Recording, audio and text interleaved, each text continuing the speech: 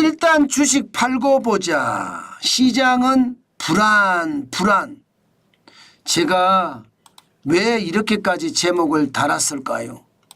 일단 여러분 이 지표를 한번 보시죠. 나스닥 종합 주가지수입니다. 지금 0.23이 떨어졌어요. 43이 빠져서요. 19,044.39로 마감합니다. 벌써 5거래일 연속 계속 떨어지고 있어요. 아니 도매 물가라고 하는 PPI 생산자 물가 말입니다. 생산자 물가가 예상치에 밑돌았거든요. 그런데도 말입니다. 나스닥은 계속 떨어지고 있는 겁니다.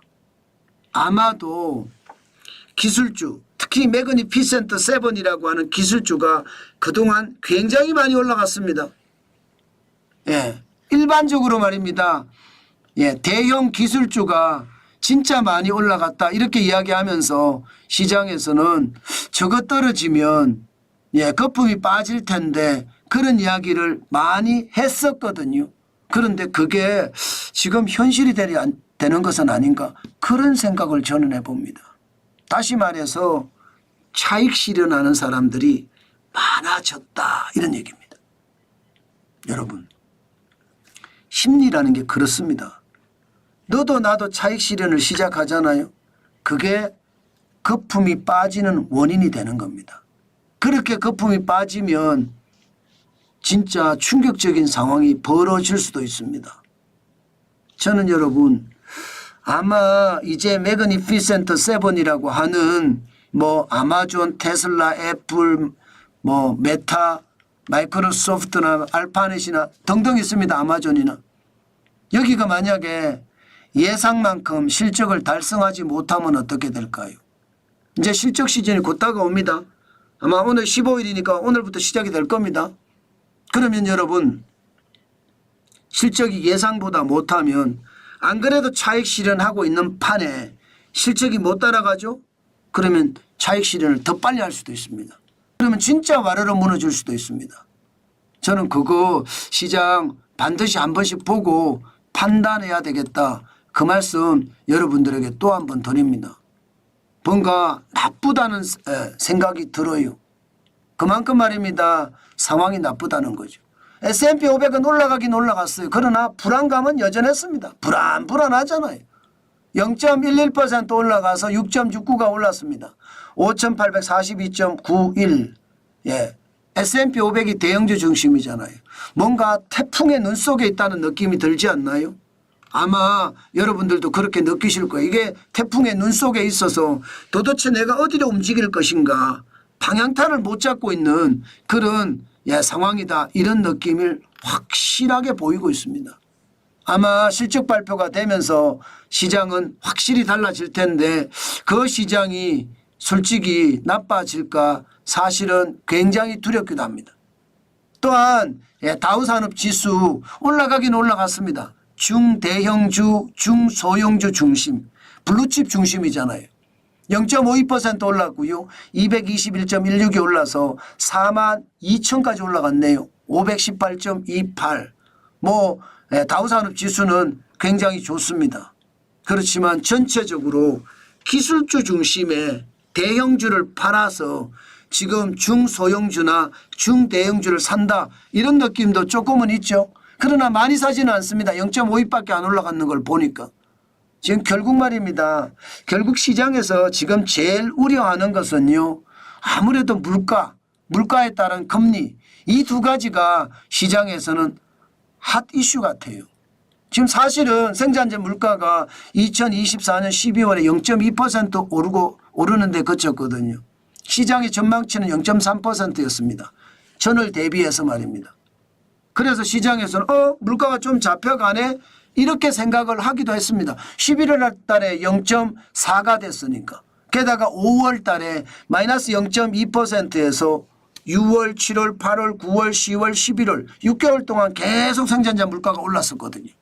거기에 비하면 12월에 꺾이는 모양새니까 도매 물가가 좀 나아지면 소매 물가, 생산자 물가가 도매 물가입니다. 그럼 생산자 소매 물가도 좀 나아질 거다 이렇게 예상을 할 수 있잖아요. 그래서 시장을 열자마자 좀 환호는 했어요. 쭉 다 올라갔어 일제히. 그러다가 떨어진 게 결국은 아니 전년 대비해 보니까 이게 만만치 않네. 전년 대비해 보니까 8월에 1.7% 이후로 계속 올라갔네. 8월에 1.7%, 9월에도 올라갔겠죠. 10월, 11월, 12월 계속 올라가서 그러면 4개월 연속 올라가는 건가요? 9월, 10월, 11월, 12월 4개월 연속 생산자 물가가 올라가서 12월에는 3.3을 기록을 했습니다.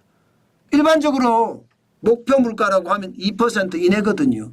3.3은 굉장히 높은 수입니다. 아마 이런 것들도 투자자들에게는 아마 굉장히 투자 결정을 하는 요소가 됐을 겁니다. 물가가 떨어진다 하는데 떨어지는 폭이 예상만큼 못하다는 이야기죠. 그러니까 일단 주식을 팔고 보자. 지금 주식 차익 실현하고 나서 그 다음을 생각을 해도 늦지 않는다. 이렇게 생각하는 것으로 저는 느껴집니다. 여러분 시장은 그렇게 확확 변하고 있는 것 지금 보이는 겁니다. 업종별로도 한번 볼까요? 필라델피아 반도체 지수 오늘 그나마 말입니다. 그나마 필라델피아 반도체 지수가 잘 방어했다 이런 얘기가 나옵니다. 왜냐하면 0.52% 올라갔거든요. 5,045.95로 마감했고요. 이렇게 되면 엔비디아가 올라가야 되는데 근데 엔비디아 주가가 이게 안 올라갔어요. 엔비디아 주가는 131.76까지 떨어졌고요. 1.10% 빠졌습니다. 그러면 반도체 우리 반도체는 어떻게 될까요? 이게 일반적으로 필라델피아 반도체 지수가 올라가면 삼성전자가 좀 올라가는 모양새를 나타냈고요. 엔비디아가 떨어지면 SK하이닉스가 좀 떨어지는 모양을 나타냈으니까 한 번쯤 보시는 게 좋을 것 같고요. 애플 IT 중심입니다. IT. IT는 어떠냐? 애플은 말입니다. 뭐 많이 떨어지지는 않았습니다. 0.48이 떨어졌어요. 233.28로 마감을 했는데 좀 떨어졌다는 게 지금 현재까지의 어떤 분위기다. 이렇게 읽히면 될 것 같습니다. 경기가 뭔가 매그니피센트 7을 중심으로 빠진다 이런 생각이 들죠. 그렇지만 테슬라는 여전히 건재했습니다. 여전히 건재했어요. 테슬라 주가를 보면 오늘은 떨어지기는 해요. 1.72% 떨어져서 400이 무너졌습니다. 396.36달러까지 무너졌지만 여전히 건재하다. 그렇게 말씀드릴 수 있을 것 같습니다. 이처럼 말입니다. 미국 시장은요. 분명히 차익 실현을 하는 모습이 현장에서 나타납니다. 테슬라가 떨어진 것도 사실 차익 실현의 어떤 상황이라 봐야 되고 애플이 떨어진 것도 그렇게 읽어야 됩니다. 엔비디아가 떨어진 것도 그렇게 읽어야 되고요.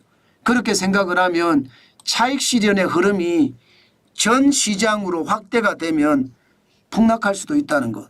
한번 생각을 하고 시장에 대응을 해야 되겠다. 그 말씀 오늘도 강조해서 드리겠습니다.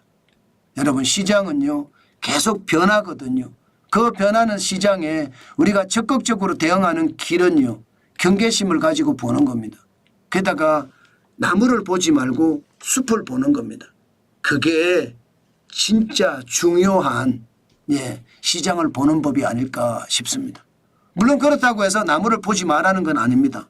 나무도 봐야 됩니다. 나무도 봐야 되지만 반드시 숲을 좀 큰 그림을 보면서 시장을 접근하는 것이 좋겠다. 그 말씀 오늘 강조해 드리겠습니다.